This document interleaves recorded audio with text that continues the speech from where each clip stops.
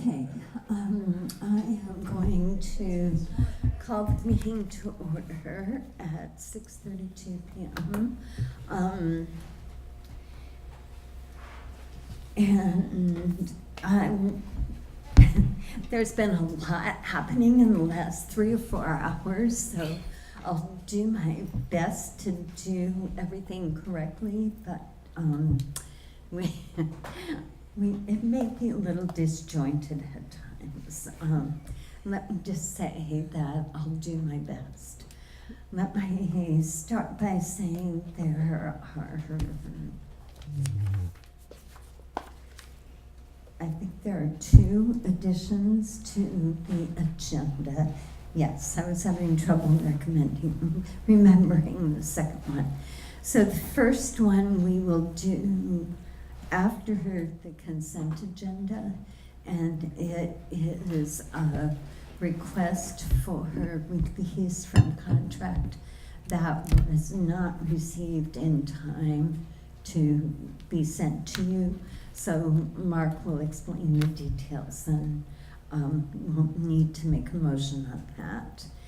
The second is relates to something I sent you today, actually this afternoon, so I'm not sure how many of you have had a chance to look at it. We'll talk about it as part of the communications task team update.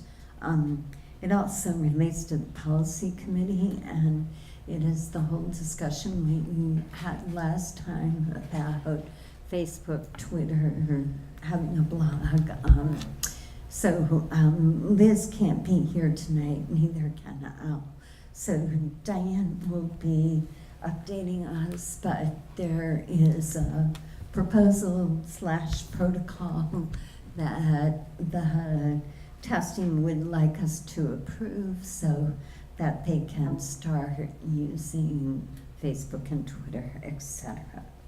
So those are the 2 additions to the agenda.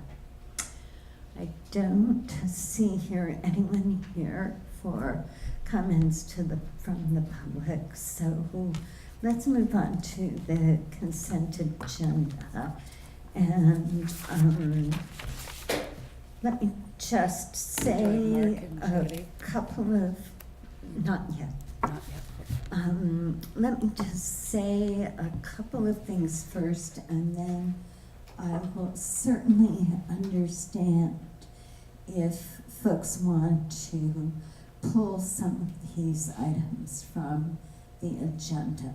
But Brian asked me to make it clear that the Chromebooks lease and the phone system lease are still under legal review.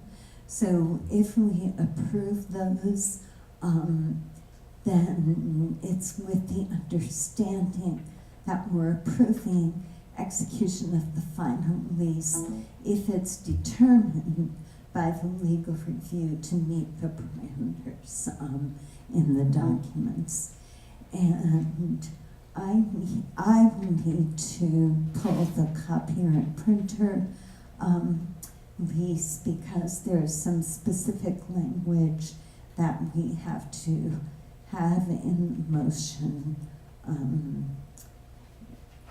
because of the way the lease is being constructed. The final thing I want to say is that Al can't be here tonight. He expressed a concern about approving these leases because we still don't know what the state is going to do in regards to teacher health care. And of course, there was one email that went out to us that said that one proposal could have cost our district, I think it was around $600,000. I would say 2 things about that, and we can discuss it if you want to. One, there's no indication that that's the direction that is being anticipated, but Al's right that it's still a possibility that at least in some point in the process was put on the table. Second, as part of that proposal, it said that districts couldn't make any cuts related to direct instruction. So in my mind, that would take the Chromebooks off the table. And then I would say, I don't particularly see, and Judy and Mark can disagree with me, I don't particularly see how we could operate the school system without a phone system and a printer copy release. Mark and Judy, if you disagree, please say that, or if anyone has some different ideas, please bring them up now. Martha? Yes. You spoke about, is it the copier in the other lease agreements still being subject to legal review?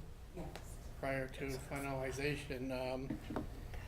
I would probably advocate, since in this buy us some time, to pull those, and then once we have legal opinion and the legal structure required to present a full lease, then we can revisit that, because there is some things up in the air, and this might be a time to be a little conservative.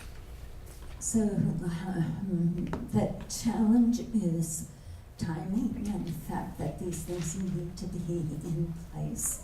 So the motion would be that we're approving them upon completion of those legal reviews.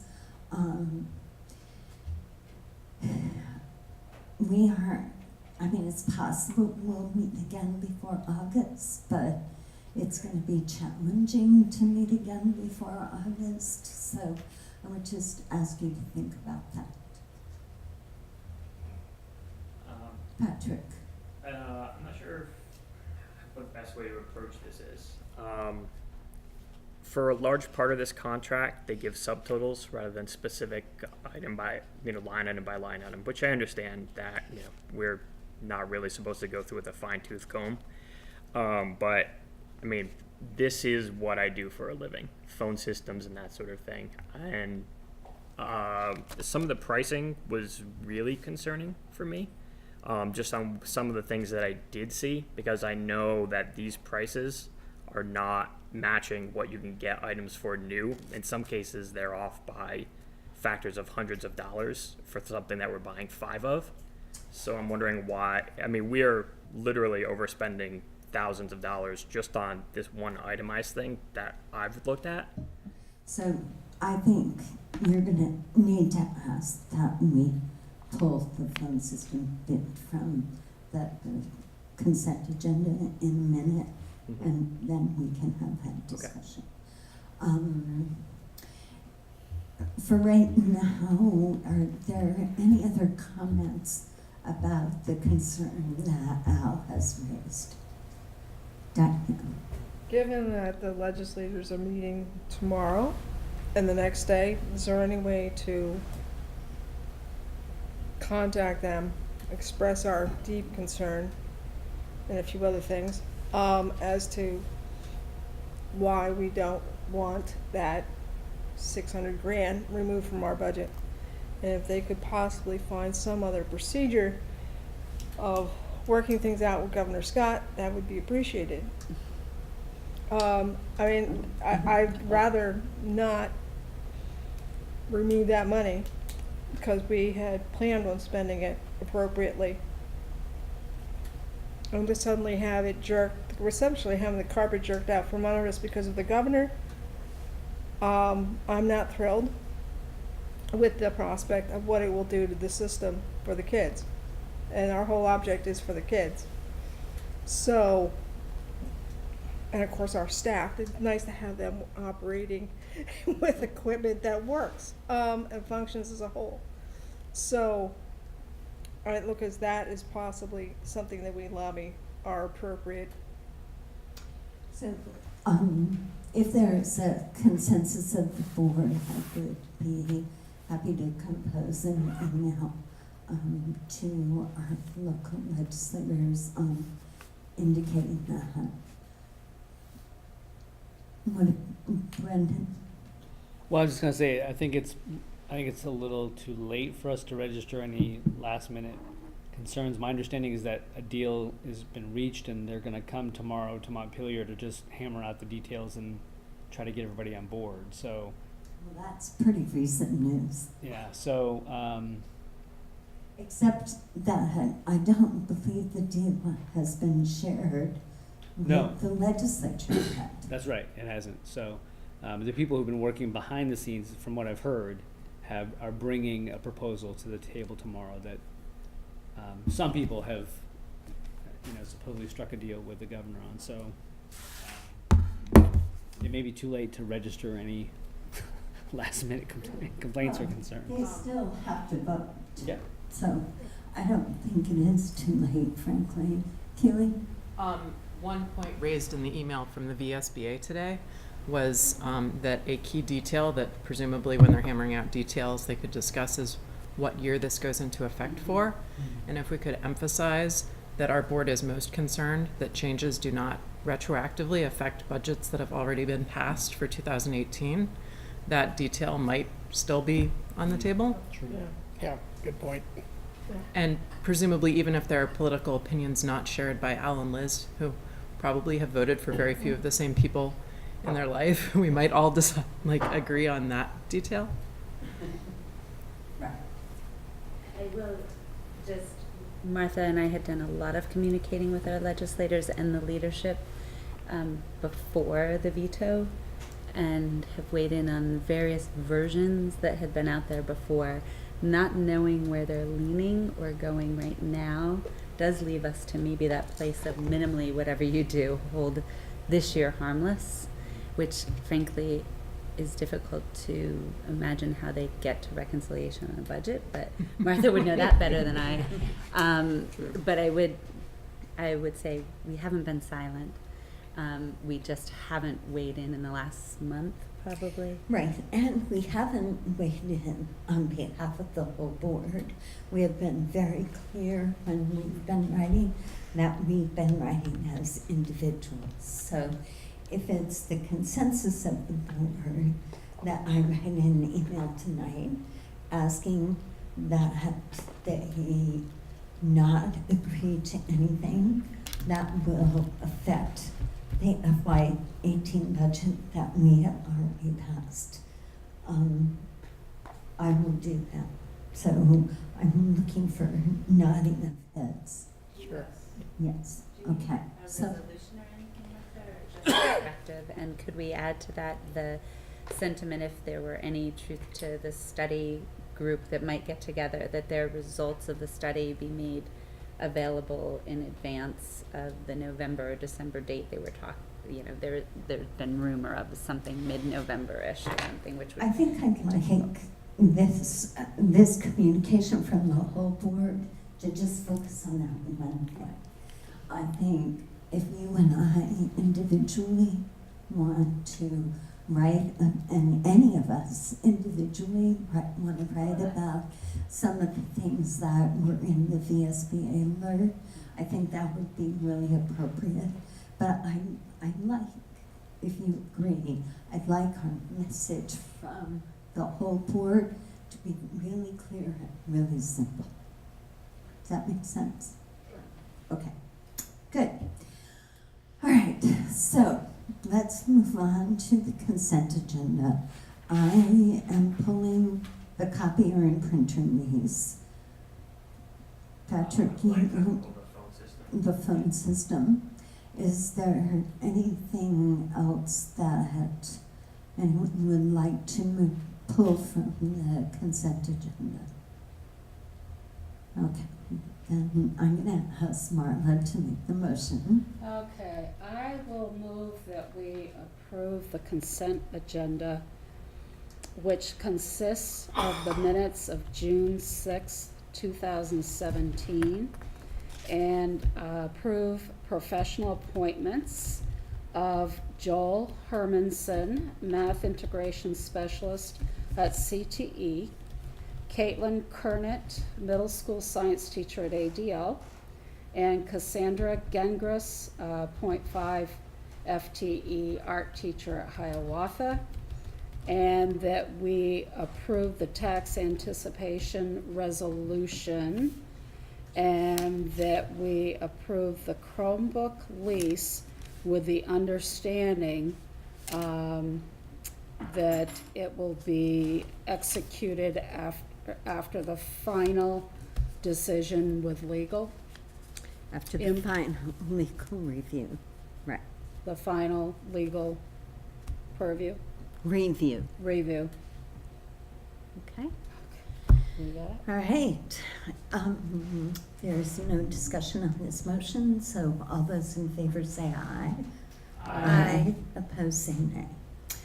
Let's go to the copier printer lease, and the reason I pulled this is that this is being paid for with a tax-exempt lease purchase agreement, and we need to adopt a resolution, and our motion has to have some specific words in it. Before I asked, well, let's get the motion on the table. So I will entertain a motion that we approve the 5-year lease for the copiers and printers, and that as part of the resolution, the school board is authorizing the superintendent of schools or business manager of the school district to sign the attached contract with Specialized Purchasing Consultants Incorporated relating to acquisition of photocopying equipment for the issuer, and authorizes such persons to make any elections under the contract not exceeding the aggregate purchase price of this authorizing vote. You make the motion? Yes, I'll All make right, the motion. Andre makes the motion. Is there any discussion? Keely?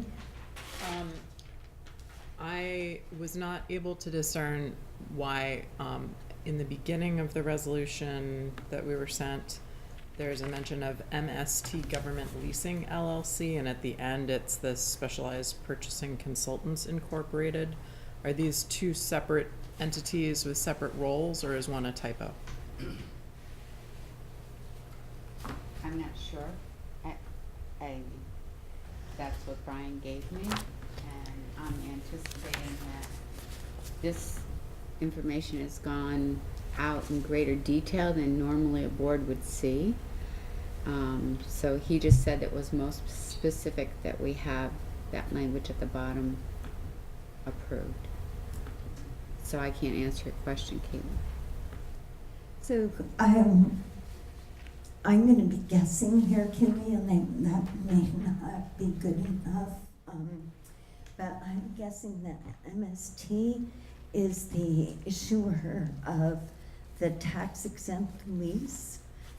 They're an entity that is authorized to issue a tax-exempt, so they're sort of the financing entity, if you will, and that Specialized Purchasing Consultants is the people who are supplying the equipment. SPC was mentioned elsewhere in the documents, but I wasn't sure what MST was. Right. Thank you. Is my guess good enough for you? Okay. Brendan, I think you had your hand up. Yeah, I was just trying to call up some of our budget information. I was trying to figure out if it looks like the amount of the contract is $211,844 in year one. Mm-hmm. And I just wanted to confirm that we've actually budgeted for that amount. Yeah, okay. Okay. Good question. Anything else?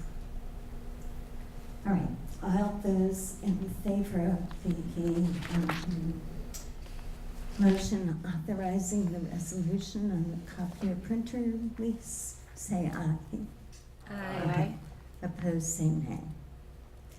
Okay, let's move on to the phone system. Just one thing, do you have the exact She wording of gave the? it, Oh, Judy gave it you to got it, Kim. okay. Okay. But thanks for asking. Finally figured out giving her the information. Oh, It works, it works. okay, so the phone system, Patrick, I won't make you repeat what you've already said. I am gonna turn it over to Judy in a second, but your questions present a bit of a quandary. In the future, I would ask you to send them to me ahead of time so that I could get them to Brian and Judy and they could be answered. Yeah, we But- didn't get this until today. I know, and it was upside down. Yeah, it's just. So, Judy, It's been upside down. This is what I would suggest for consideration, and that is, do you have time to stop by the office and speak with Brian and Vince specifically about your concerns? Sure. And then you could pass the bid for the phone system pending Patrick's opportunity to have spoken with those that are closest to the detail of it. Does that sound fair? Yeah, I mean, I don't wanna hold this entire thing up. Right. But I did ask about the phone system when we did the budget presentation back Mhm. in February, if you remember, because I Mhm. thought that it was a little high then. And then I didn't get this until today, and I did really brief cursory reviews, but all of the numbers seem high. Mhm. Like, and I don't, if this was $2,000 out of a $400,000 purchase, I probably wouldn't quibble too much about Mhm. it. But when I can only review 23,000 worth of purchases, and Mhm. I think that that's over by $5,000 or $6,000, Mhm. then I have concerns about the rest of it as well. Mhm. So, that's fair, and we should avail ourselves of the fact that you have expertise in this That's right. area. Process question, if we approve this, are we not approving a finite amount? Because it's contractual to go out, and if that is the case, then I guess I'm not comfortable approving a finite amount without having a review to see if the So figures are. What if the motion said up to Mhm. the amount that's in the documents? Can I amend it to not to exceed? I think that Pending. means the same Okay, thing, all right, either way but it works. I'm happy to have it be that way.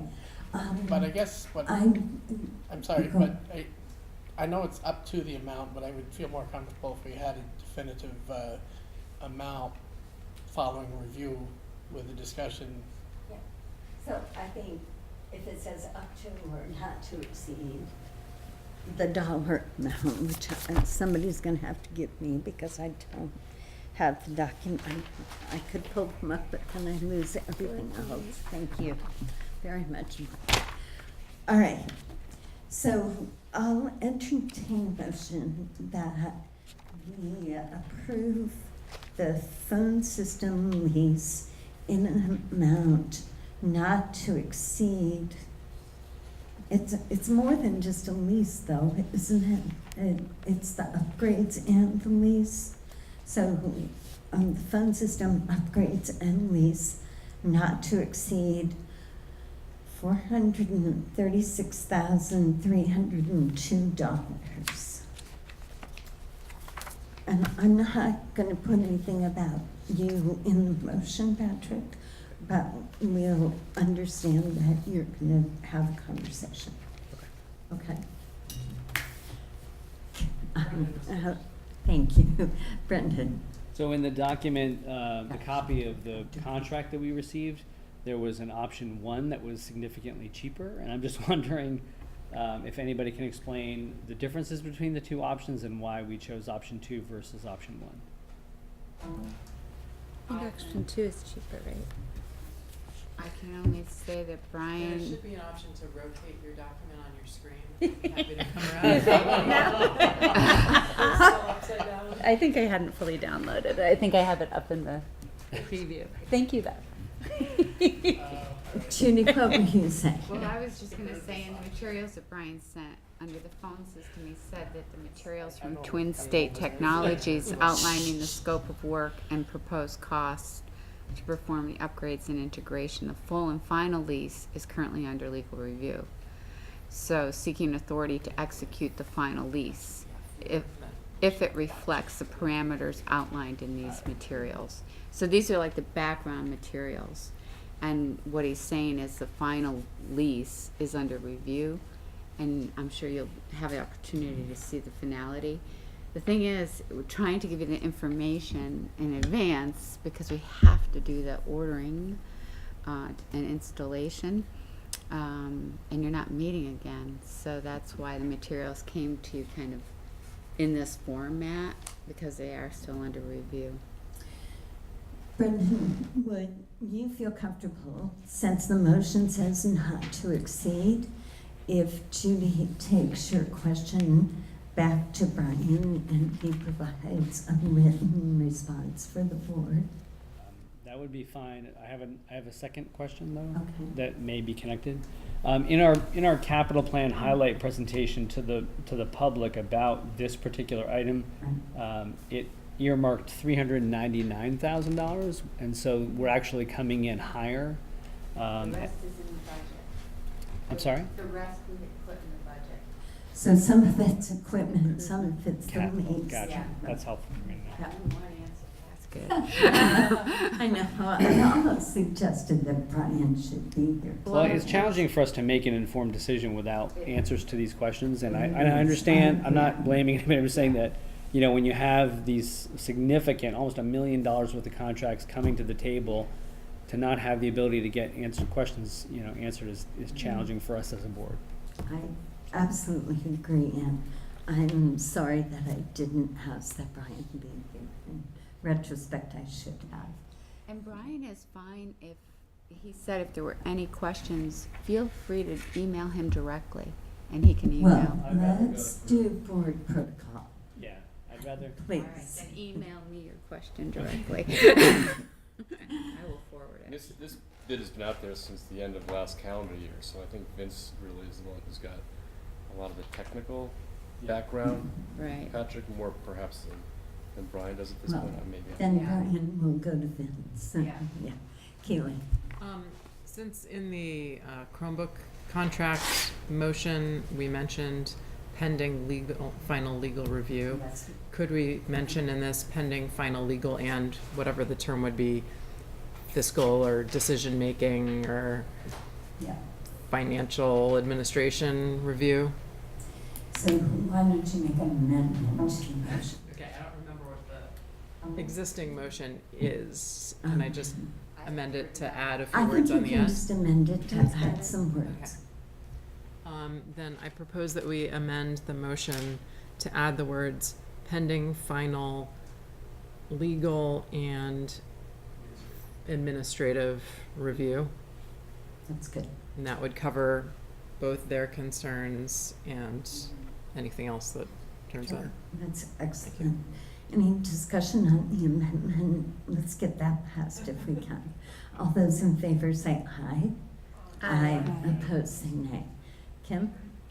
So, Thank you, Kim. I think more a point of process, and we'll rarely have this amount of disruption and volume of contract come before us as we're unifying. I think this is an extraordinary situation. So I appreciate all of our curiosity, but there, I would think, is a bid process for purchases of this size that this has been done within that type of a process, or can we, maybe because we're all new, relatively newer to this size and scope of work, if that would help inform the process, because we wouldn't want to always rely on expecting that a board member has expertise in a particular area of a contract that's brought before us. And so this wouldn't be our typical process, I wouldn't think. absolutely. And So Yeah. is that something And that we could well, speak to? and I think, you know, in the future, I would ask if there are questions, as I did earlier, that they come earlier. I would have the materials get to us a lot earlier. And in the future, I would expect the people who can answer questions to be at the table. Yeah. But I But when we think you did may connect. transportation, like there were however many we knew how many people had bid, we knew how we arrived at the final process. So I'm wondering, I don't know, Judy, if that's something, I don't want to put you on the spot, but I'm wondering if that process that got us to these is something you could just give us a quick snippet on. Either really almost any contract, but certainly if you have specifics like how many phone companies bid on it, and or how do we get to this one? Are they somebody we worked with? Or I didn't come prepared with I the information tonight, but general that I process. think you can follow up with Brian at the next meeting to give you the background. You know, this is a circumstance or situation where these were flying pretty fast this week, and it's not only that, it's gone from, as Mark said, it went from Deke to Maryland to Brian. So now this is in a fourth, you know, and you're seeing it now. So I know that it was bid, and the processes we use to bid and our financial policies that we follow, anything over a certain monetary amount goes through the bid process, that they open it together. All of those elements were in place. Andre. I guess I'm also curious if there was any reaching out to the users to see if there was anything that they disliked or would like to have seen improved on for a phone contract. Speaking for myself, there's been some frustrations in the present phone system in regards to reaching the party you're seeking, and I didn't know if that community had been weighed in or polled to see how is it working, how is this system going to work better, not work better. I mean, those type of questions, because 400,000 is a significant amount, and I think it's important to recognize, besides the internal users, also external users as well. Okay. Judy, do you have the answer to that question? So it's my understanding that this is the Essex Town School District phone system that we're We're upgrading CCSU. upgrading to the With Essex CCSU. Town? Yeah. Okay. So this is, So I don't know, I It's don't, making the phone systems common. and Right. yes, so you wouldn't go to a different vendor. You would use the current vendor that has the system in place and ask, what do we need to do to get the sister district, the new district, unified in one phone system. So that was the approach for Right. this. So we aren't purchasing a whole new phone system. No, but it's Right. again a phone system, and the question before us is there been concerns with what CCSU has had in place, and will some of those concerns be alleviated with the marriage of a new system, of the phone system? Okay. Well, I would suggest Yeah. he who sent that question to Judy, and she can pass it on to Brian. Okay, thank you. Kim? And I have 8 days I'm reminded of the decision on the accounting system, and I know that was a long time ago, but our process on that was sort of covered with a thought process and how we arrived at what we did, and it reflected on our principles or whatever the 5 things were. And I don't totally understand timing wise that wasn't possible here, but I'm more thinking about whether or not that happens after the fact is something that might be useful to have it put in that context if we're able to approve a number but want that sort of framing around the process and the decision. And I think maybe most importantly that future decisions kind of be framed in that way, so we don't end up micromanaging every contract, but we have confidence in a process that is shared with us in a way that provides some context to the decision making. Yeah, Just and a thought. I think that's a good message to pass on to Brian. because it's pretty clear what happens when that isn't how things go. Okay, is there anything else? All right, so we have a motion before us which says that we are approving, it's a motion to approve purchase and lease for a phone system, the cost of which will not exceed, and I gave you back the 436,301.79. So 436,302. $436,302, with the, help me with your words, Keely. Pending the final legal and Thank you. administrative review. Thank you. All right, does everyone have the motion in mind? Okay. All those in favor say aye. Aye. Opposed say nay. Okay, Mark. Martha, mine is really easy.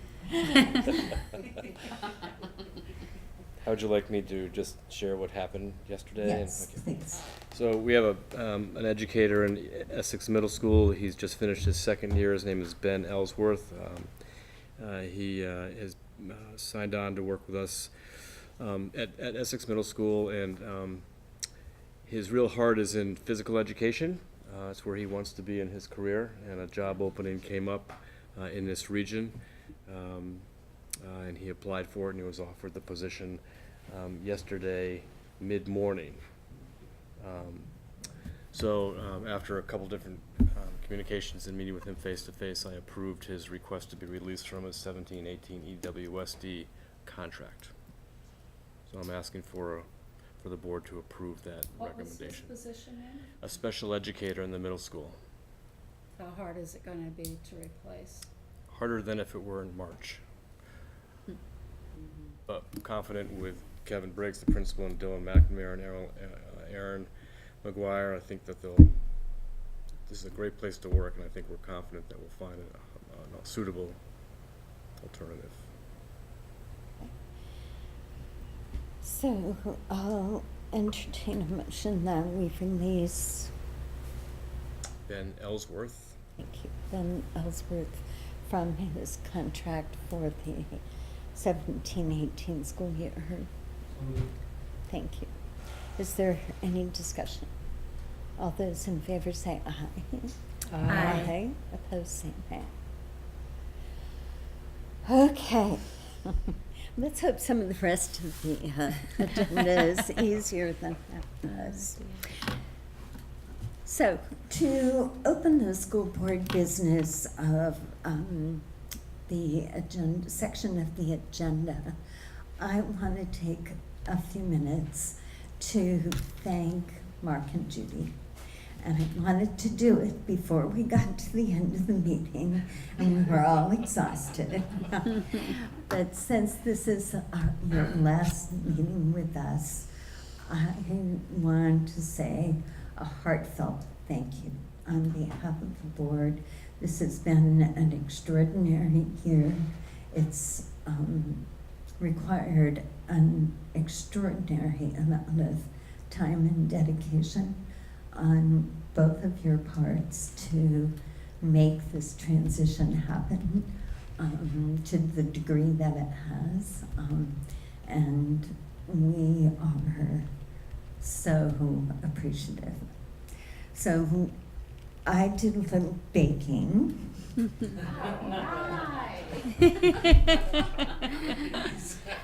have done this before the contract. So every year at Christmas time, it was a tradition that I made these cookies for the Westford board, and Judy loves these cookies. So And we've had a lot of cookies over the last couple start with months. you, Judy. Thank you. I'll go with you, and these are so good. And now I'm gonna. Now I'm gonna turn it over to Martha. Yes, Do you being want? clerk of the board, I don't know if the board realizes, but when I've done other boards, I take it upon myself, not only do we have some cards for you, but board members have purchased some small gifts. It did not come out of board money. It came out of board members' money.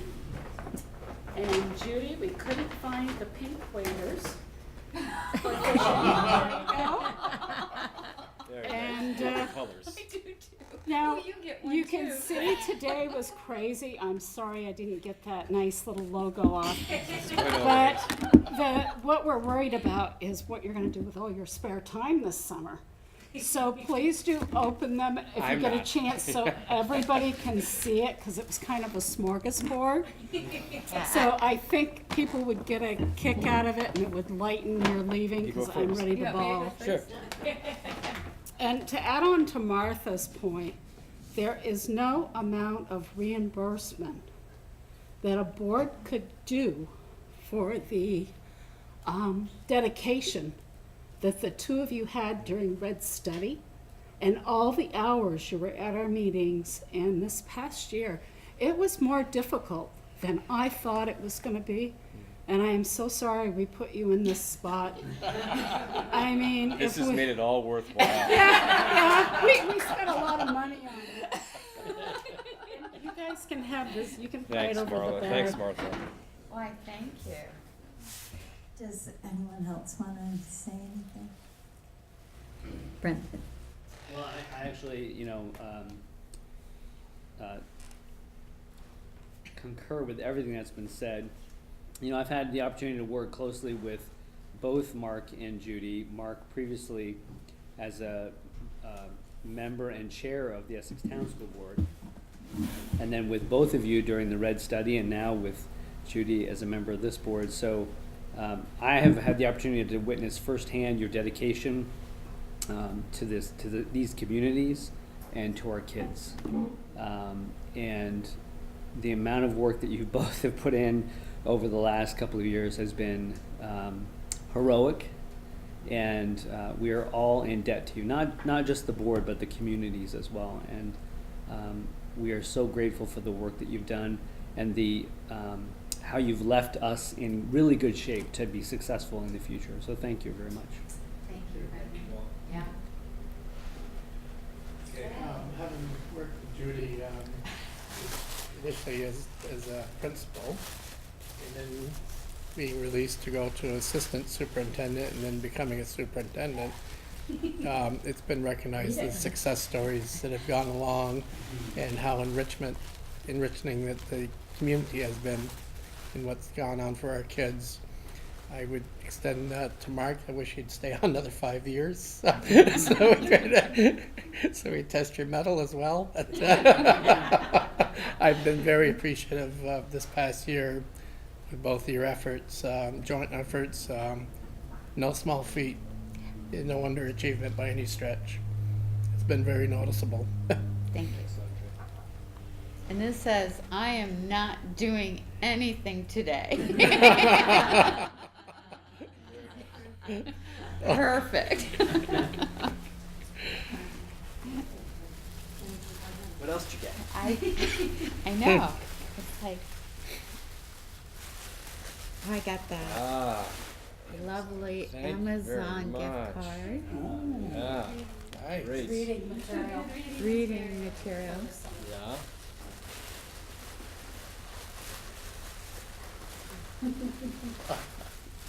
All right, sunscreen. Excellent. That's gonna come in Fun here. bubbles. I grew up on these guys.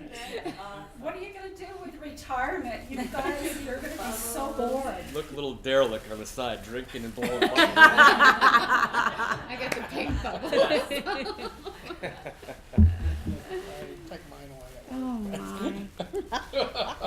Sense of humor. Very nice. And a spinner fidget. Really? A pink one. I got a pink one. Oh, thanks. I really wanted one I of these. did too. I've only seen them on TV. I was gonna say, that's what those things are. And a green, pink and green. Very nice. Very nice spinners. Why, thank you. That should get me to Alaska and back. There you go. Here we go. Yeah. Thank you so much. It's really been an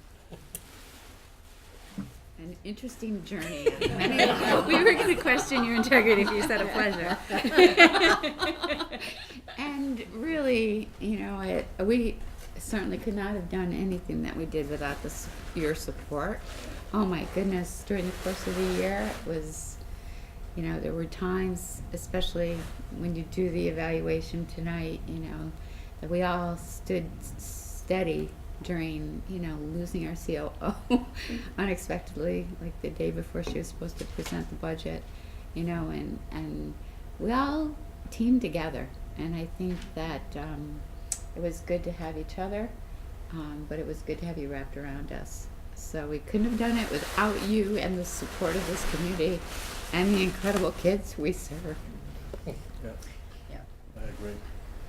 Been a pleasure to serve you all. Yes. For sure. I just had a couple more cents to share. That over many years, like Brendan, and working with Mark, we had the opportunity to see our district come together from building based to really unified. I think it gave me confidence that we could do this pre-K-12. I think I've shared more meals with Judy than I have with my family lately. And I've noticed that same amazing resolve that it's about the kids. And that's what moved us to a unified pre-K. That's what will move us to a unified pre-K-12. And that sentiment has been at every meeting we've had with our educators. And those values are at the heart of everything we do. So thank you guys for getting us here.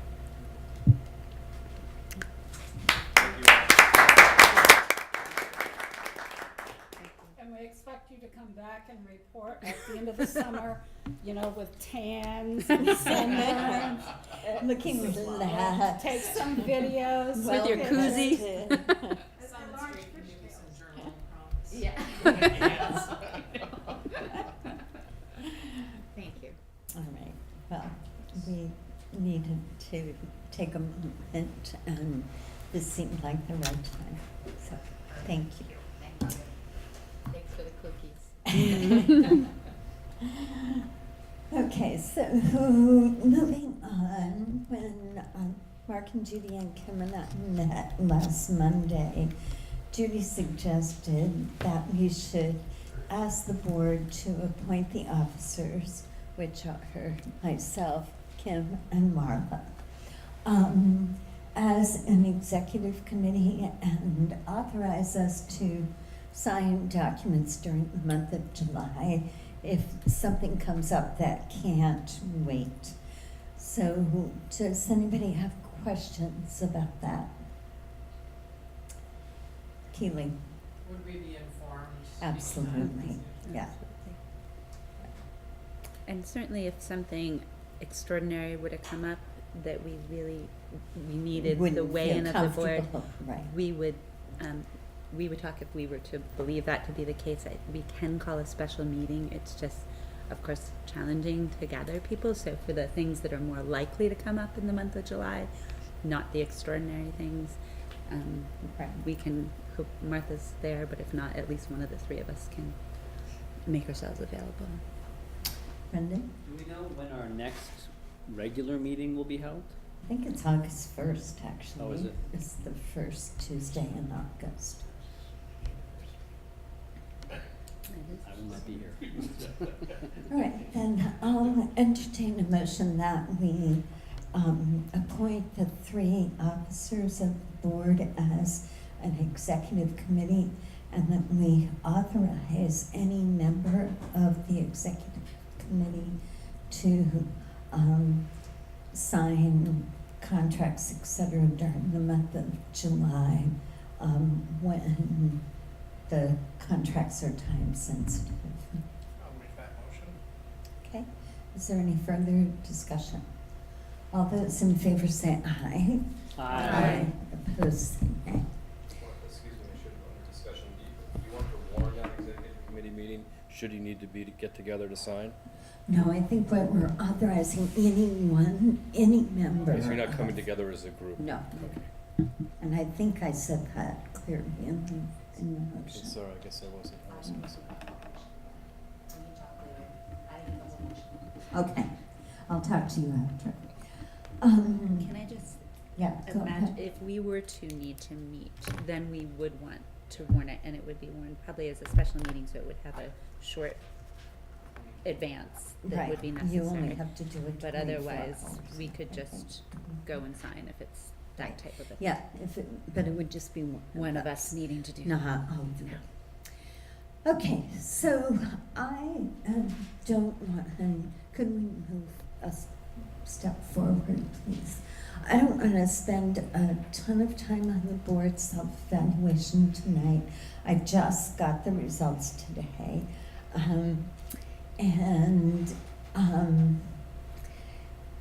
I think the most important thing about this survey is that I think it's a good survey with the right categories on it. I think there are areas where if you were really truly thinking about just this board, you would have said not applicable. Because there are so many things that we didn't do this year because we didn't have students. I will send you these results tomorrow, and you can ponder them, and perhaps we'll have some time during our board retreat to talk about how we function as the board and whether there are some areas that need improvement. But for tonight, I thought we would just go through some of the results quickly. Sorry, Judy, I misled you.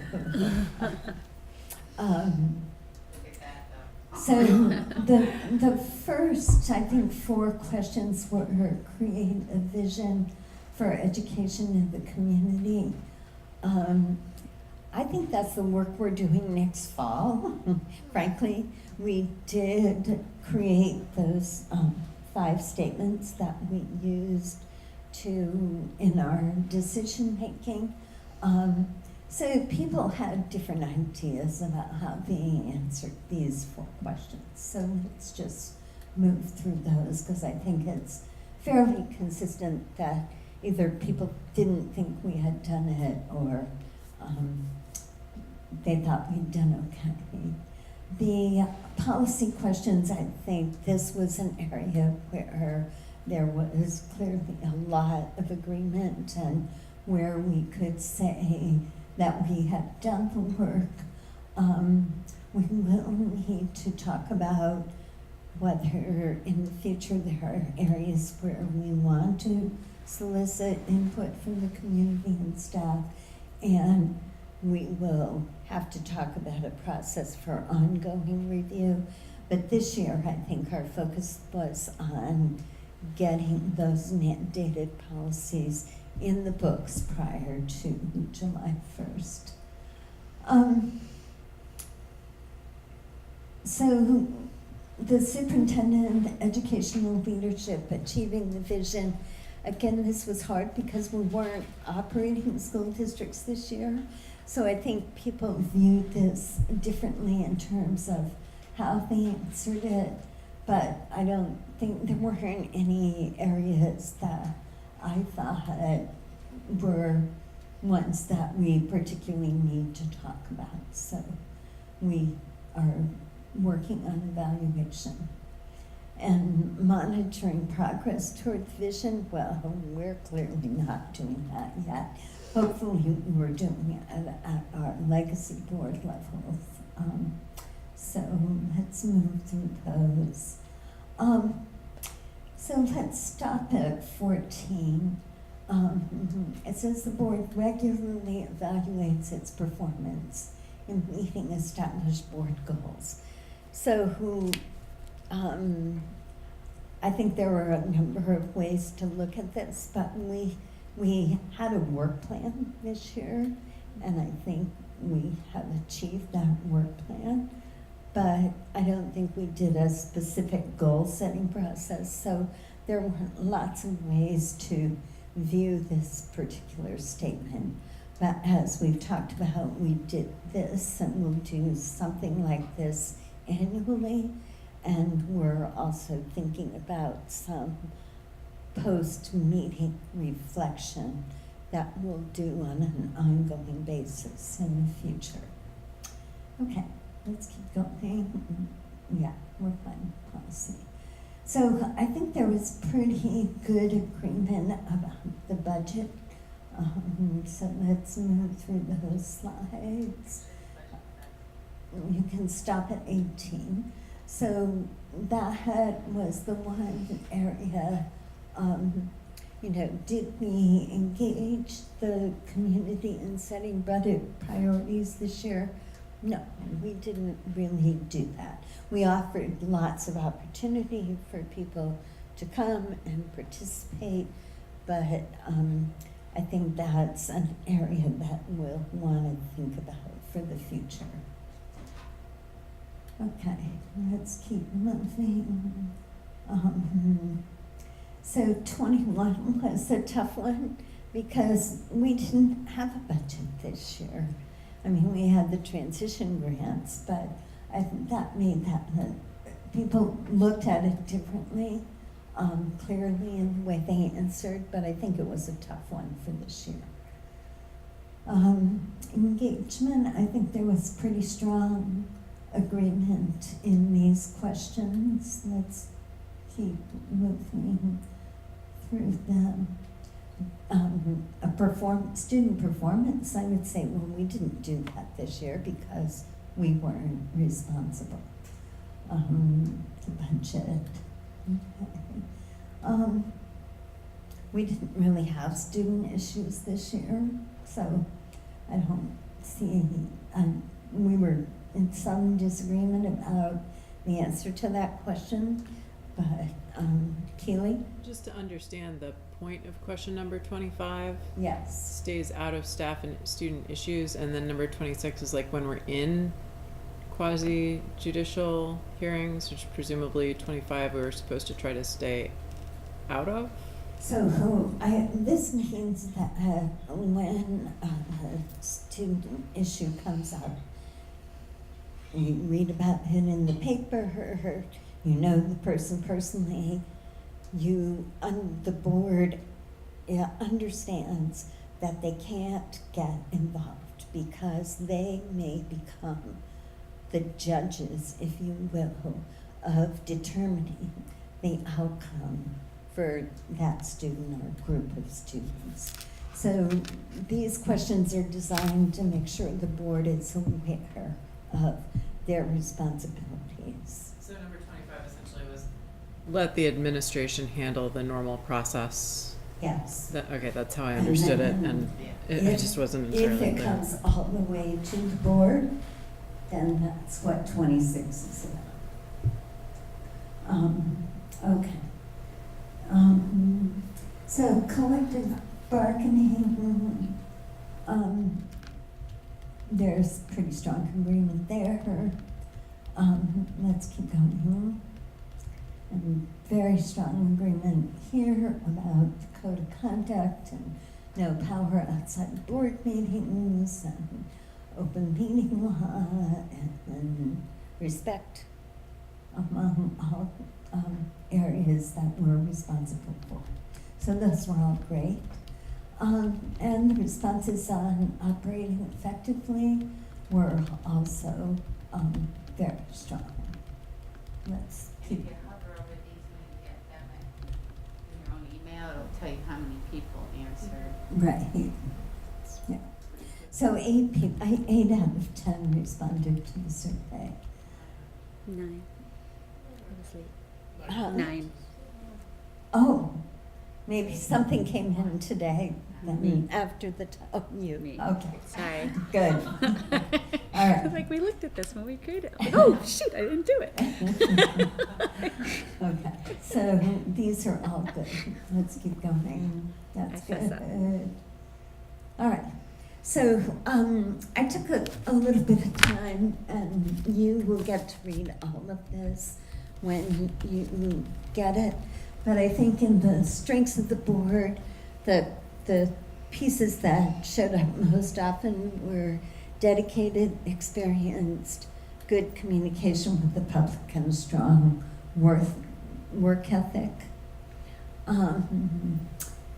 And you may see some things there that interest you that you'll want to bring up in August.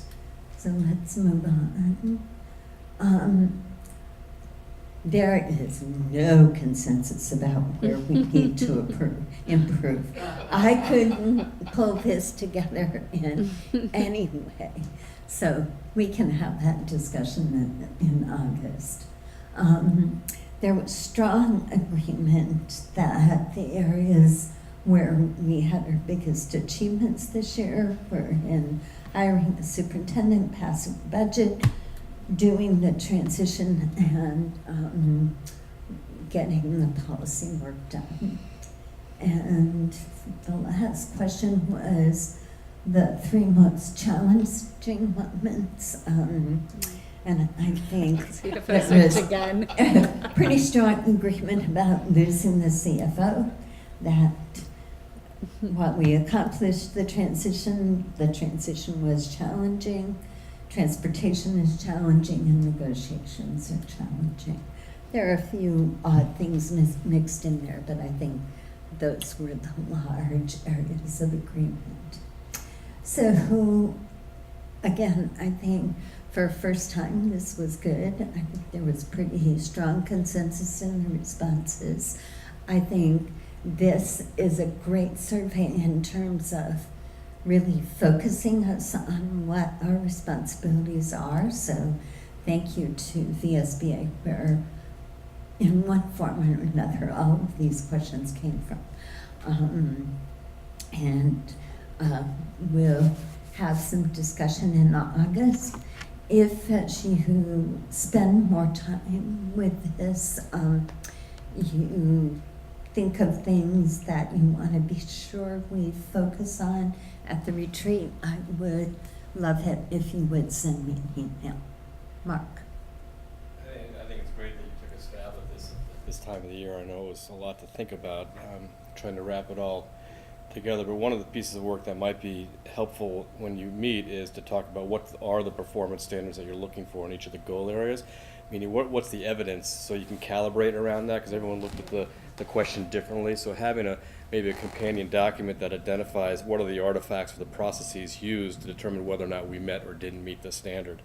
And it just would be a really good exercise to go through everyone contributing to that, and that calibration should be done on a yearly basis to make sure that we're still in sync with what we think what that performance standard should be. Good suggestion. I don't know if the VSBA has that document, but And we did sort of pull it together from a couple of places, but I think that'd be something that would be and valuable. Maybe that's something that Kim and I can take a stab at a draft and put it out to the board, and the board can add. I'd hate to see us try to do it from scratch in a meeting. Somehow that doesn't seem like that would be there. I do make those from scratch. Yummy. I think we can figure out a way, and I think that's a good suggestion, Mark. Okay, let's move on to, are we done? Any last comments on board self-evaluation? All right, let's move on to second reading of, oh my God, we are on time. I don't We got know this how that down at the last happened. Second reading of policy D4. Is there any discussion prior to the motion? I'll entertain a motion that we approve policy D4 at second reading. So moved. Thanks, Marla. Any discussion? All those in favor say aye. Aye. Opposed say nay. Thank you. Now we have first reading of policy E1. Diane, is there anything you'd like to, or Mark, anything you want to say about this? Well, as you will note, the additions are in red. And I think all of us made really good comments. Keely was exceptionally astute as to putting in comments. So I think it's and Amy did a really good job of rounding it out. So I'll give kudos to Amy and Keely for really pulling this one out. You have anything else to? I would just add where the additions came from. My additions in the first paragraph were mostly taken from the CCSU policy on this topic, which began by contextualizing it so that members of the community that it applied to would understand the point of the policy, which we've done in our other policies, like the proficiency-based learning. And then the parental involvement section was added by Amy in response to changes in the law. Thank you. That's helpful clarification. Well, I will say it made a whole lot more sense to me when I read it this time than the last time we saw it. Any other comments? Okay, Diane, you want to make a motion? Make a motion that we approve E1, Title I, Part A, Parent Environmental Policy at first reading. Okay. Any further discussion? All those in favor say aye. Aye. Opposed, same thing. Okay, task team updates. Communications. Patrick, you want to start this, and then maybe you and Diane want to tag team on the proposal that I sent out today. Yeah, the social media policy, actually, Liz crafted that for the most part, so I'll put that aside for now, and I can speak with what discussions we've had, even though she had the largest hand in it. As far as otherwise, before we get to that point, communications committee with Voices for Education, we're in the middle of going to and attending a series of events coming up through the summer. It's going to be called Forwards for EWSD, which is a project that's going to go around to community events like the 4th of July, 4th of July event at Maple Street Park. They're going to be at, I think, was that at the Scoop Shop? And then, possibly Westford concerts, just to get ideas for what the community members want to see coming out of the new Essex Westford community. So they'll write their ideas, thoughts on whiteboard, get photographed, and they want to put a collage together and gather up all of the information. Hopefully, the target, optimistically, is to get 500 people photographed and get their concerns heard. So Diane, do you Okay. want to take over and talk? All right, so this board asked a question about social policy in our discussion, and essentially tasked us, the communications and policy group, to do. So I Here, played. you can give that to Yeah. Diane. My voice is going. No, but it was just coming We back. sometimes share cookies with our Okay. tech person, Can and you then hear me? keep passing them. Okay, so Has Kim had an opportunity? all right. Did you get a cookie? Thank you for the cookies. So, I initiated a phone call, with, Emily Simmons down at the Vermont School Board Association, or I should say an email with her. And so what transpired was conversation between Liz and I, and she tag teamed Ben onto this. And we had a lovely discussion with Emily one afternoon. And what transpired from that is the social media proposal that you were emailed. And there was also a resolution by us, which I emailed to some of the individuals who participated in the meeting, about what the results were. And Emily's concerns that we don't violate the open meeting law, that the board understands that this social media pieces will all be covered by the current policies that we have, and that the First Amendment is not violated. So those were her concerns. And we seem to be covered by our current policy. In my Why don't you say which policy Okay. that is, because I struggle Okay, with that. that policy is policy D3, responsible computer network and internet use. Now, in my extracurricular reading for policy, there is a policy at the VSBA dealing with school community relations, and should we get to that point and go through that one, it calls for communication to be had by the board in various media. And definitely encourages a two-way discussion. That's your 10-cent approval. It's a half-pager, okay, as to what it's in there. But if we had that one, we would be covered, I think, for social media, totally. But the one we have, The one we have right now Covers. covers this because it deals with computer and network use and how communications appropriately. And so that the responsible computer network and internet use policy covers that communications, because this is indeed on electronic medium, so we're covered on that. Liz and Ben, I'm not sure if you had any work on this, put together this social media proposal. In our discussion, it really ends up being is that a procedure needs to be written by Beth when she comes in. But this proposal at least would be an acting protocol for how things will transpire, and allow Ben to operate and set things up so that we're good to go in 2 weeks. So what's before you is looking at this proposal for how operations will go. and probably the important piece is that Ben will be the person who's monitoring it. It's not gonna have to be done by a board member.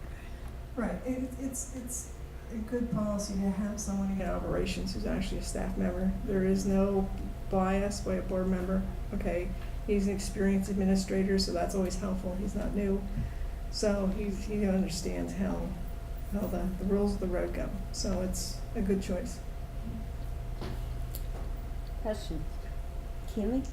I don't have policy D3 in front of me right now, but I'm wondering, you all may or may not recall the case with the Burlington School Board member sometime maybe a year ago. Do our policies cover our behavior when we are not acting on behalf of the board? Because, like, obviously, it sounds like we've got things under control for the pages representing the school board.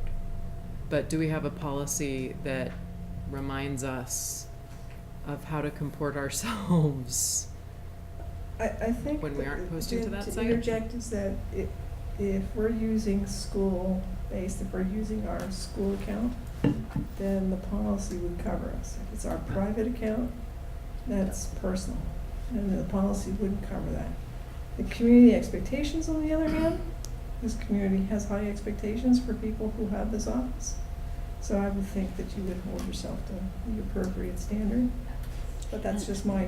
Well, and I think the code of ethics that we sign, in my opinion, would cover it. Is that what That you're is what I gonna was gonna say? say. Okay. So, I'm gonna take the mic back if I may. Oh, I'm gonna hold it back from you.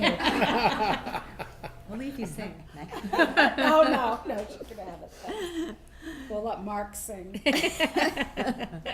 Don't ask me to sing. Get my daughters here, they can all sing. Someone will bounce it out. Okay, so, I apologize that you just got this today.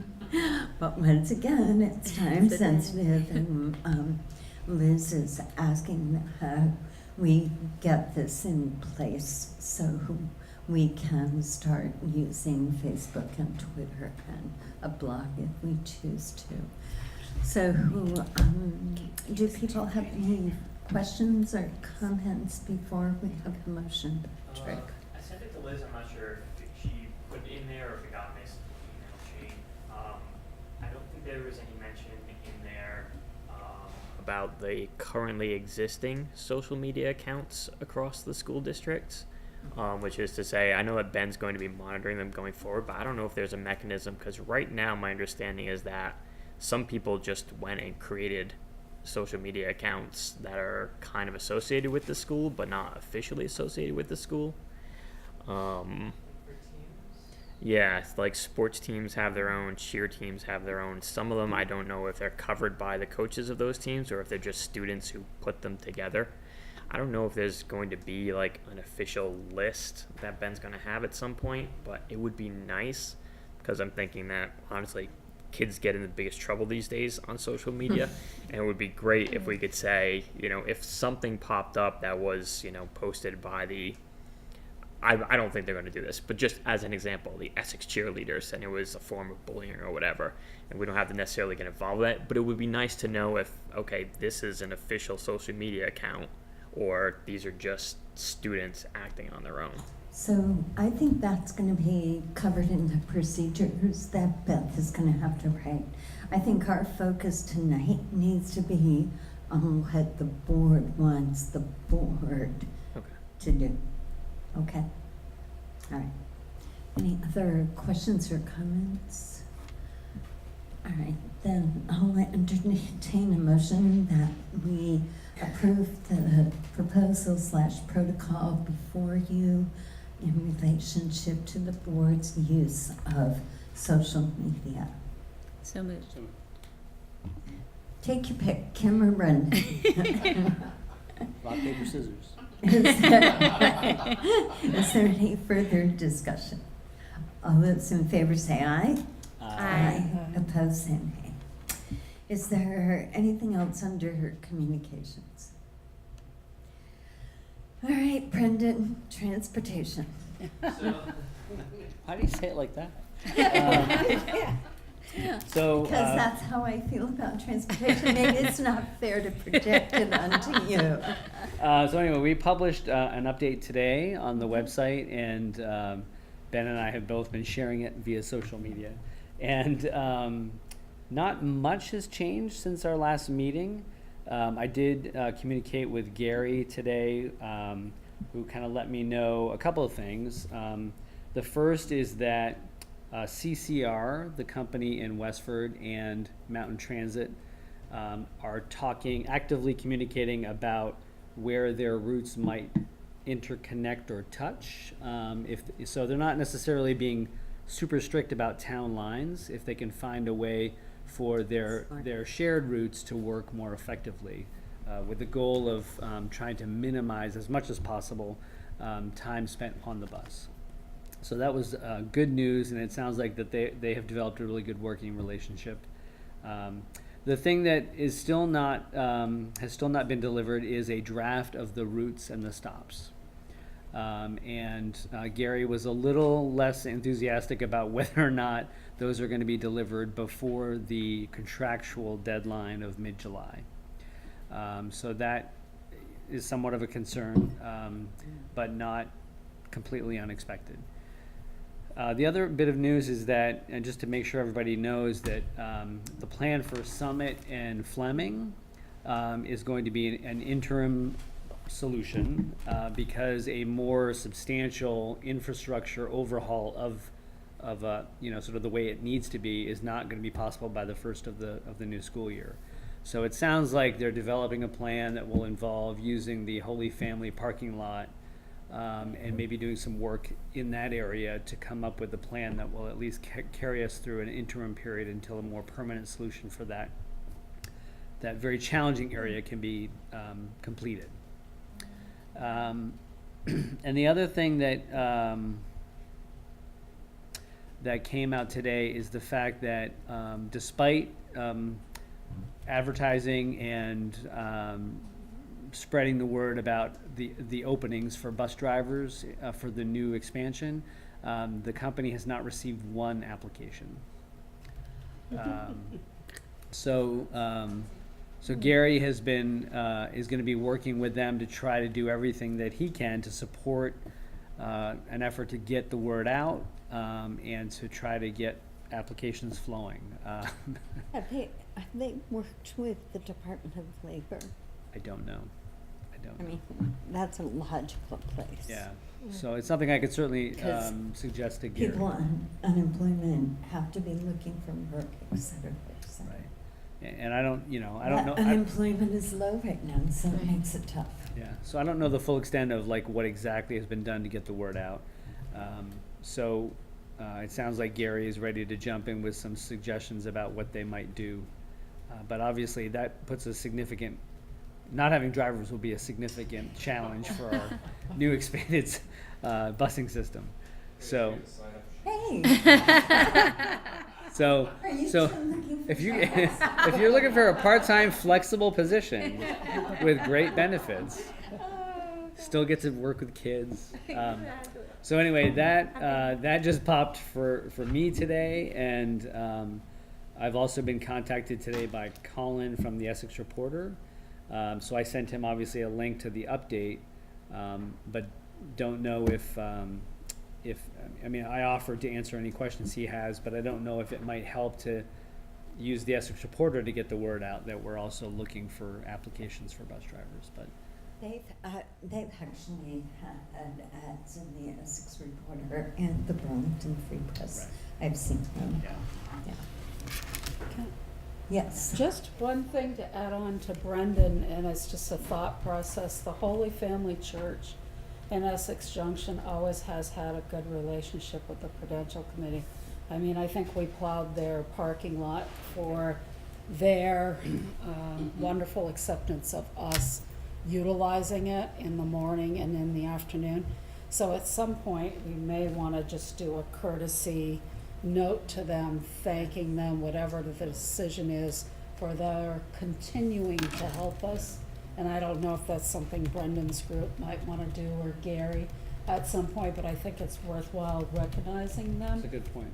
Yeah. Yeah. I think once the plan is finalized and we sort of have a definite agreement about how that's going to all come together, I think that makes a lot of sense. Yeah, we're just lucky with all the community partners. I think it's something the administration could do on behalf of the board and the administration. Okay. So the other, sorry, the last thing is, provided that we have a draft of the routes and the stops, they anticipate doing a dry run in early August. And so that might be an opportunity for them to learn whether or not the actual plan will play out in real time. So it's going to come right up to the wire, unfortunately, the way it sort of looks now. So, the idea of getting together again with community members to engage, it can happen, but it's going to happen probably in the middle of August. Well, I think as long as we keep communicating that to the community so that is their expectation, that's the best we can do. I guess It's not how we would like it to be, but it's what the reality is. So I think the more we can do to help the community understand that that's how it's going to be, Right. we should do. The only question I had, and I think it's for Judy, or it's for Ben too, we're putting these updates together, we're pushing them out on social media, but I'm not sure that we're actually notifying parents via email. I assume that we have a way to contact parents via email. And I just wonder if that's something we would want to use that mechanism more, especially for the Essex Junction parents, to make sure that they don't miss the updates. Because right now we're just sort of hoping that people see the tweet, see the Facebook post, maybe think to check the website. And if we had a more sort of push communication to parents, especially in an all email kind of format, it might help. Are you putting it on front porch forum as well.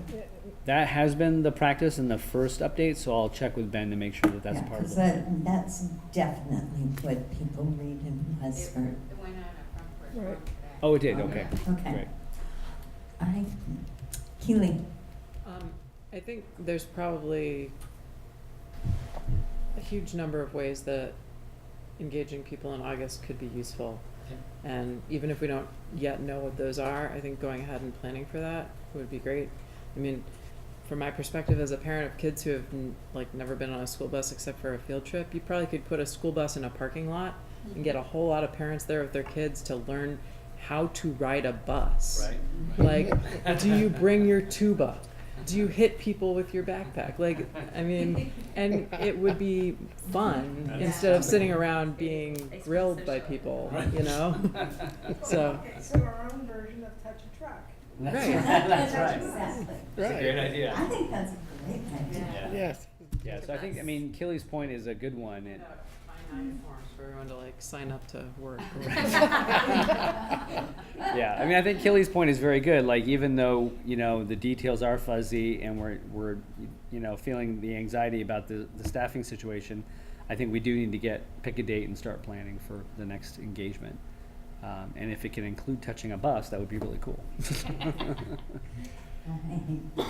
Kim and Martha. Just continue on that line, if it's after fall sports start, you might get more families back in town in August, so whatever that date is, it's mid-August, so it's around the right time anyway for older kids. The other piece is, or families with lots of kids.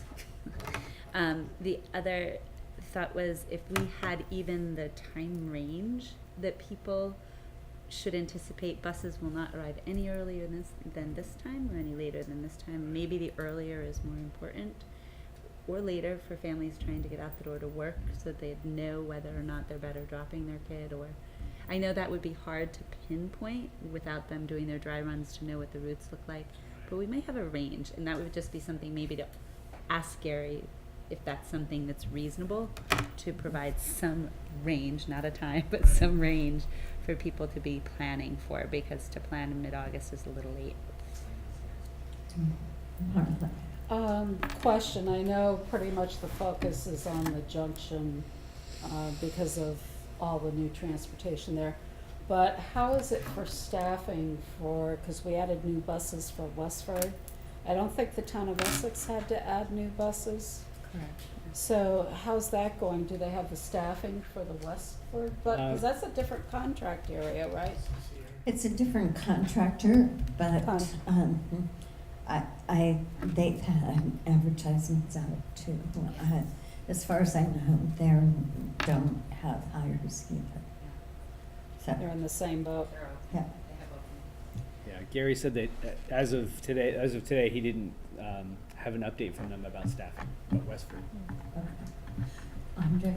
I think part of the issue with the staffing is the hours and commitment, because it doesn't lend itself to having another position unless you have good cooperation with that second employer. But I'm wondering if there's any type of enterprising or partnership that could occur with present staff employees that want to expand their hours, or if they're at 5 or 6 hours, because traditionally, going back, the bus drivers usually were the custodians. They'd bring the bus to school, park the bus, go into school, do the work, at the end of the school, get back on the bus, and it's time to create.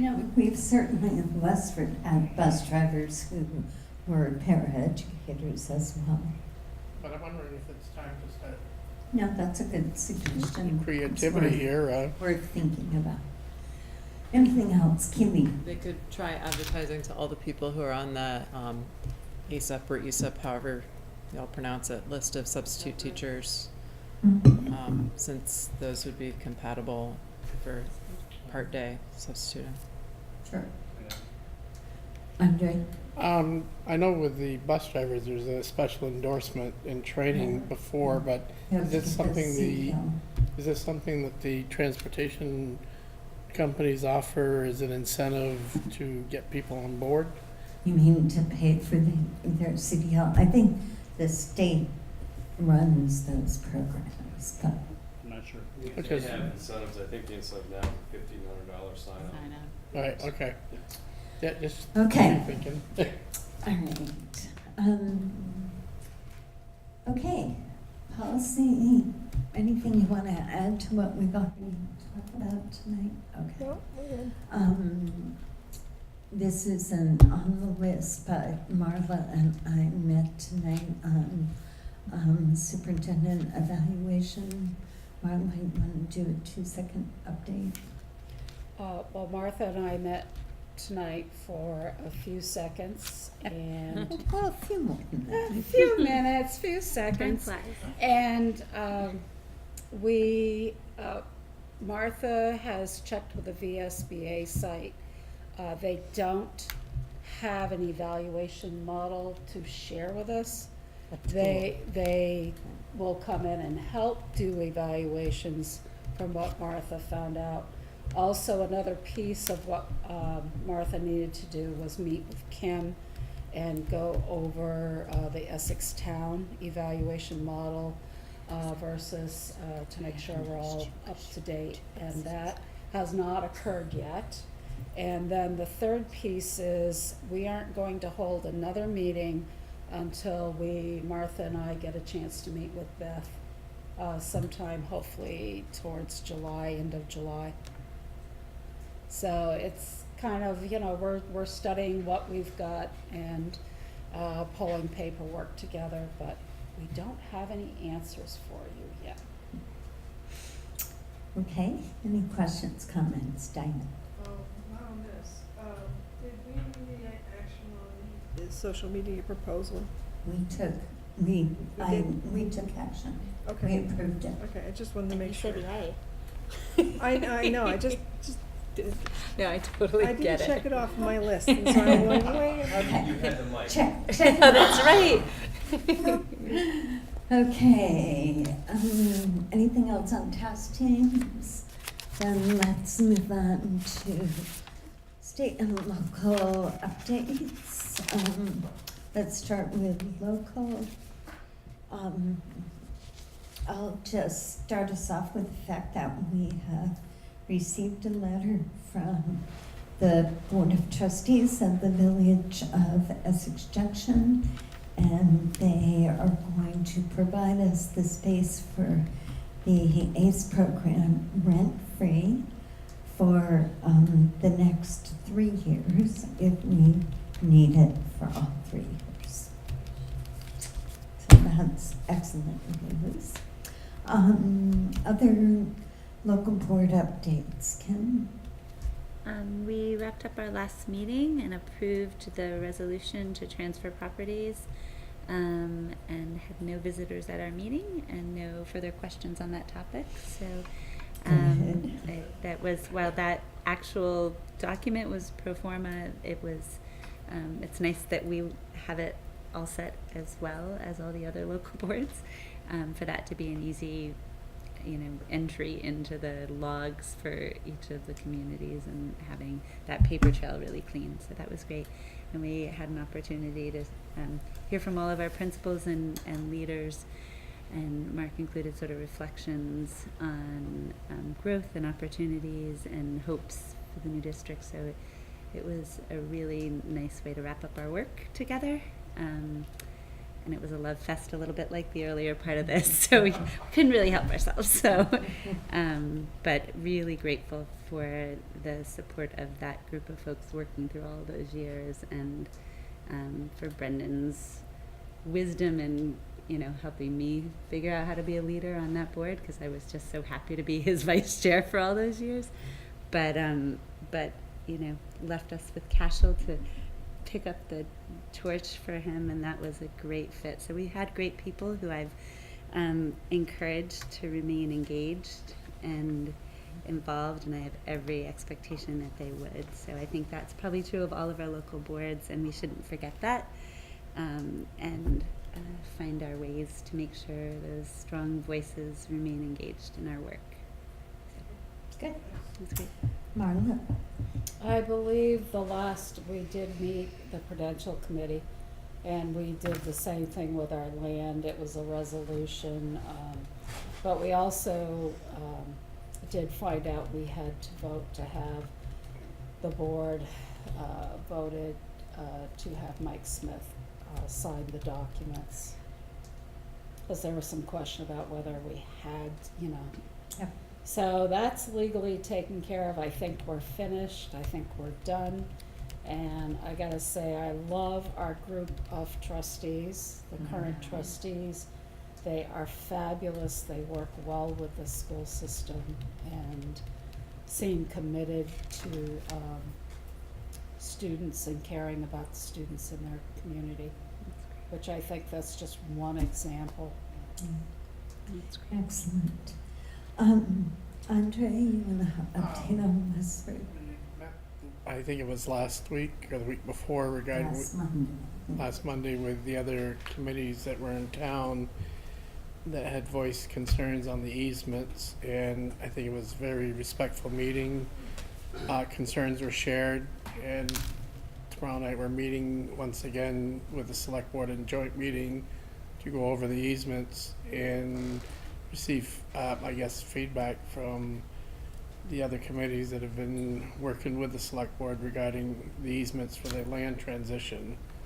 But I'm excited that I think there is going to be, the easements are going to be put into motion, and then the land transfers will take place well before the deadline. Yeah, I think there's a strong hope that we can wrap things up tomorrow. And actually, what came out of the Conservation Commission and the Planning Commission was really pretty minor stuff. I think one of the issues was brought up on the gun control and how for the town to deal, because Westford has 50 some odd acres surrounding the school, and that was a very significant concern, and it's going to be acted on, and be assured that this school safety will be ensured. Also, I'd like to note that last week marked the individual districts' last graduations of the 8th graders. Another memorializing moment. It was wonderful. Westford, Mike DeWeese actually came back and gave a very nice speech about Judy. Yeah, 15 only fabulous students. Essex Town, Essex Junction. It's always Westford. powerful. Okay, anything on the high school, Judy? Nobody's here from the high school community, but. Actually, I guess I am, and we last. Oh, you are, I forgot. Your last met when you were Last- appointed. Right, and we haven't met since. Okay, good. All right, state updates. I guess we kind of covered that earlier, so I don't think we should spend any more time on that. So we'll turn it over to Mark and Judy.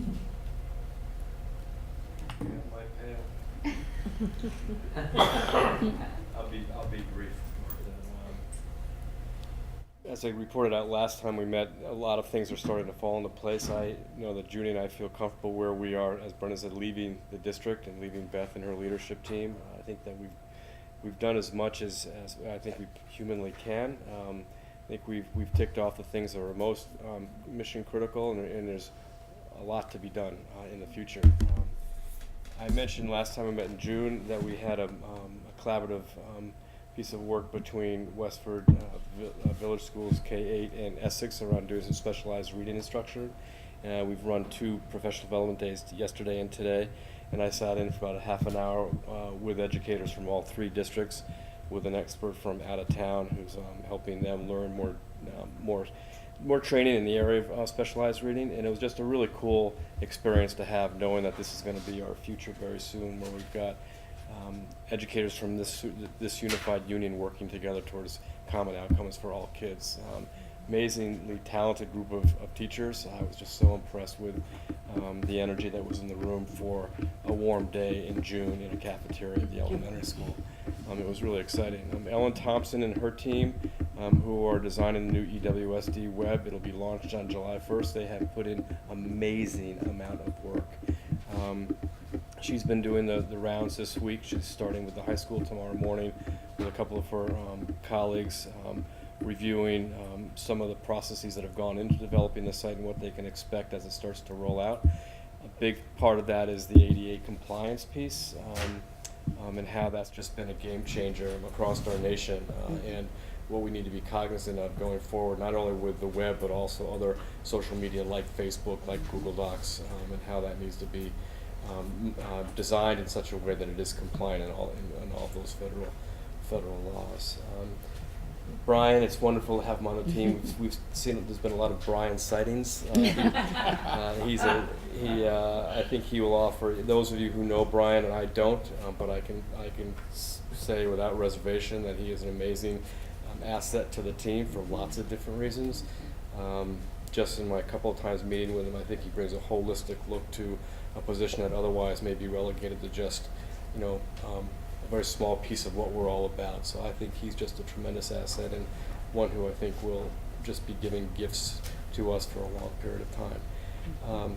And finally, I just again want to just reassure the board that this is probably the strongest leadership team I've ever worked with at the district and at the building level. And Beth's got a lot on her plate, which is a lot for her to really come to appreciate about us and what our respective stories are and how they're going to be knitted together to make a unified union in the future, and that's going to take some time. But she has just an amazing leadership group that I've been privileged to work with over the last 18 months. And the building commitment is it's there. So even though Judy and I won't be, they're not going to scurry into the corner and do their own thing. They're committed to one for all for one. And finally, the support staff in both of our organizations, they have the least, they have the most to be concerned about, from things to space to redeployment of their service, to different job descriptions, different teammates, many of whom are mid to late career. And I just hats off to a group of people that are just, trying to suspend their concern and really look at the future in terms of what's best for all students and all families in all three communities. And I know that you recognize their work, and I just can't speak more highly enough about the leadership and our support staff. And then we have all the people in the schoolhouse, which are wonderful too, but the people that we've been spending most of our time with are the people who are really doing yeoman's work around trying to sync up these two systems. And they just, they really, hats off. But when we start on July 1st, be assured that we're in good hands with the commitment that our staff have made. So I'll pick up where you left off when we think of our succession planning. It used to be in the olden days that you would have like an assistant that you would mentor along, and then that person would be ready for the superintendency. And now I think we've spent a lot of energy really creating a superintendent's cabinet where you have the executive directors, so you have more of a horizontal leadership structure going forward. And in that, you should take great assurances that you have the expertise in HR and finance and all the way down the line, legal support. So I think, I would like to compliment what Mark said as far as saying, in our absence, I'm totally confident that those people hold, student support and curriculum and instruction, that they hold the knowledge and the operational skills and the relationships to keep the wheel turning. So be confident in that. I would also say that Beth was here last Thursday. Was it last Thursday? Yes. And she spent the whole day from, I think it was like 9 in the morning till 3, and she met with the cabinet, and we talked about, with that team that I just mentioned, what are your most pressing needs and concerns with the superintendent in the room. And certainly it was time. When are we going to meet? When are we going to get started? When's our retreat going to be? All of because everybody's creating their own calendars right now. So summer calendars get really crazy really fast, and so what was great is they earmarked when they're going to meet in the month of July. Those meeting dates are all structured. So she really got off to a really great start with getting weekly meetings established moving forward. The second most vital concern was that of space. And as we've mentioned, space. And as we've mentioned before, although not ideal, being in two separate locations, 51 Park Street and 58 Founders. We talked about today, you know, like having teams of the 58ers against the 51s. Volleyball or something like that, t-shirts. Some form of unity when you're in distinctly different locations. And so the question was, you know, who's going to make the decisions about who's where. So we talked with Beth about it, and Mark and I made the decisions or recommendation that 58 Founders is going to be the location of student support systems, curriculum instruction and assessment, digital design, learning, and Beth will be located there, but she will also share an office with Brian at CCSU Park Street. I should stop saying that, at 51 Park Street. So we'll be doing information soon so people know that if they want those services, that's the primary location. And then if they want finance and human resources, legal support, communications, it would be 51 Park Street. So that's something that we need to start communicating to the field, especially to know where to go. We're talking about having EWSD, but two separate addresses for the mailings, but yet having the phone system designed in a way that you call one number and you get one person, and that person transfers throughout the district, so we're all aligned in that way. So we'd have one receptionist like that. So we've been talking with the people who have been working ever so hard about where they would be located, and now we have to stage the move. So some of what Brian's been working on is what kind of fit up.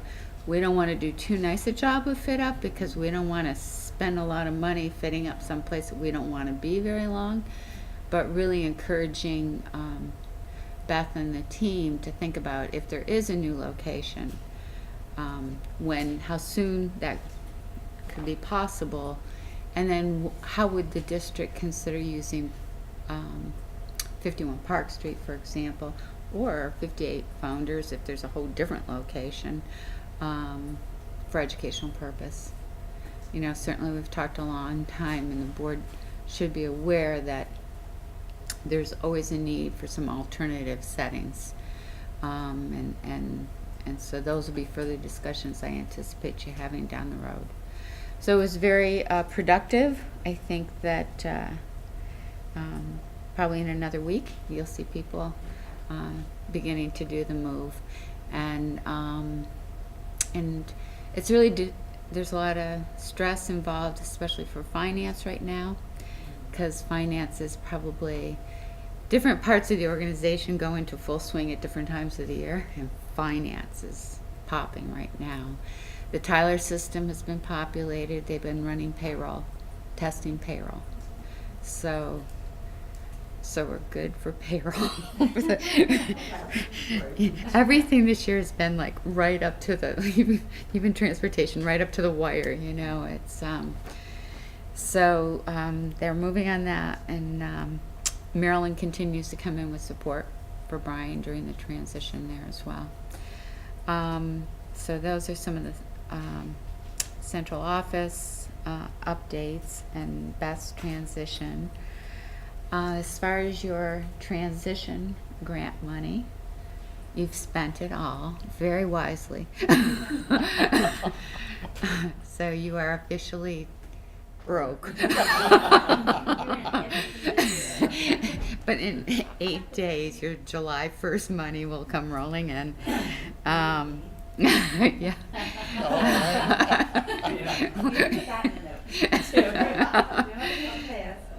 So that's, yeah, so that's, there's just one last bill that Mark and I are going to resolve with the website costs. But other than that,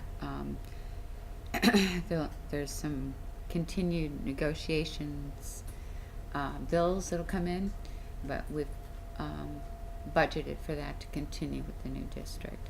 So, I think I'll talk a little bit more about negotiations later, but we're still at the table, and for both teachers and support staff, amicable negotiations. It's really, I'm so thankful that you trusted the unification of a contract process that was designed. I think we've made great headway. It's a great team at the table, and I'm going to hold hope and the faith right through. Kim and I started yesterday at 9 in the morning. That's after her daughter graduated. And I have to say, between her dedication yesterday from 9 to 6 and Liz Subin's dedication, to public education at CCSU, to see her hand her son his diploma on Saturday morning on stage was so rewarding to see that you could, find those rewards through your service as well. So I probably could go on and on, but I think you probably heard enough about me. Before I open it up for questions, I want to say how proud I am of the way that negotiations have been conducted to date. And I think we all understand that it's a very difficult environment in which to settle, but I really appreciate the attitude and the way the process has gone to date. And one more thing before I turn it over. Last time we, at Patrick's instigation, we had asked if there was anything that we should do for the central office staffs that have put in so many extra hours over the course of this year. I can understand if you've been too busy to have a recommendation, but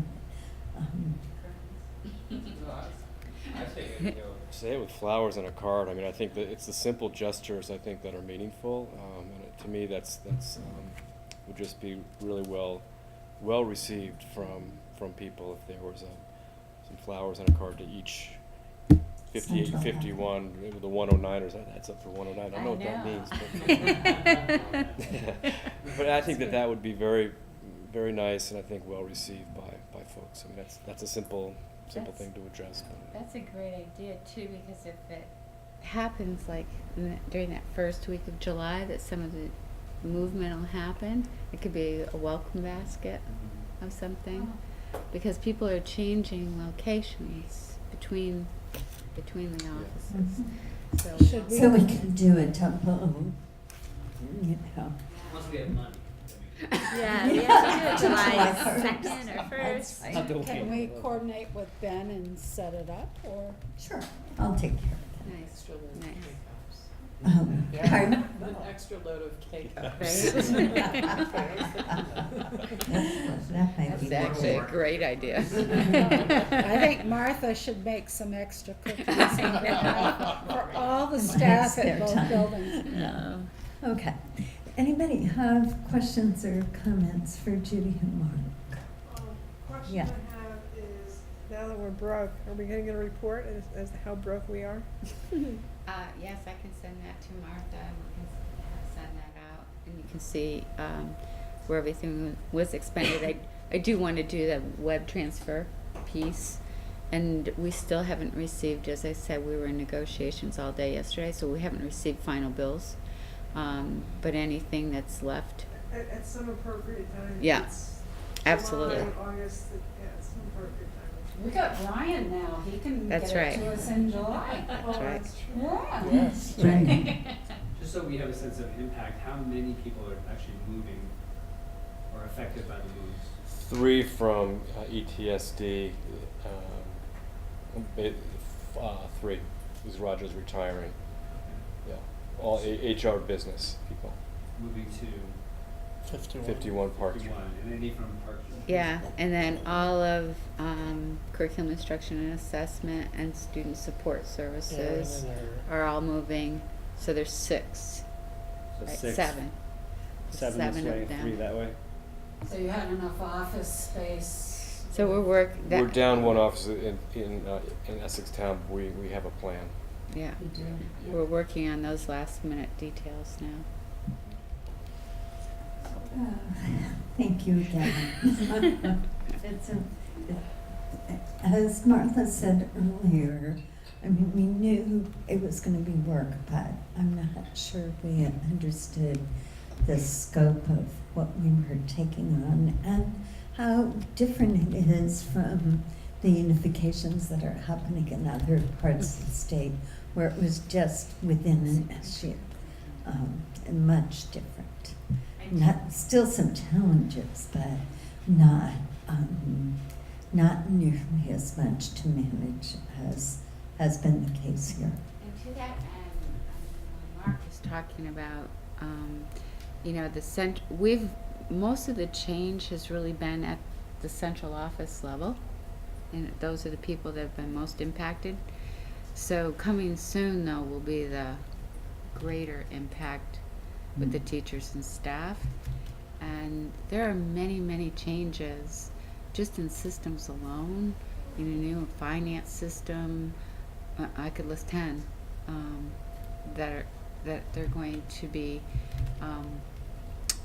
managing. So, making sure that there's a strong foundational support and recognition of what they're going to be challenged with next year, just in the amount of change, because for them too, I'm starting to look ahead and say, we've been running and shouldering it mostly at the central office level, but eventually just rolling out the new website and letting them know that through the ADA compliance, their teacher pages are going to have to change, and we can't post PDFs anymore. So there's just a lot of new things and systems changes for you to be aware of that they're going to be managing. What Judy and I are going to miss is the next stage, and I think that's going to be one of the more exciting stages, that we've generated a list of things that we have to do. We just have to do them.